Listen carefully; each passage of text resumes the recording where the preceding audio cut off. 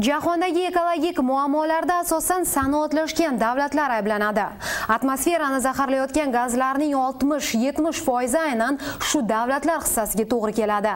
Jahon bankining ogohlantirishicha, iqlimdagi salbiy o'zgarishlar natijasida yuzaga kelayotgan ofatlar, toshqin va qurg'oqchilikdan kambag'al davlatlar eng ko'p ziyon ko'rmoqda. Shohrux Hamro mavzuni yoritadi.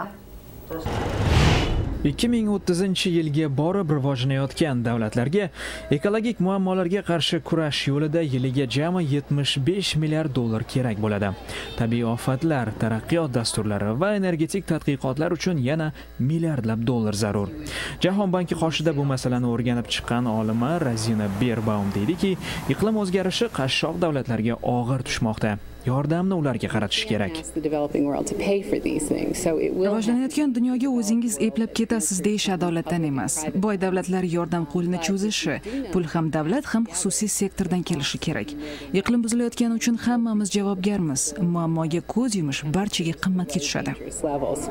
Dunyo ahli iqtisodiy krizis iskanjasidan chiqishga urinar ekan, mablag' jalb qilish oson emas. Ammo harakat qilsak ijobiy o'zgarishlarga erisha olamiz deya umid bildiradi olima.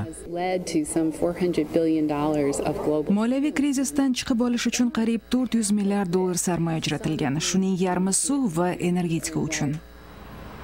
Jahon banki a'zo davlatlarga qarz berish strategiyasini ham o'zgartirmoqda.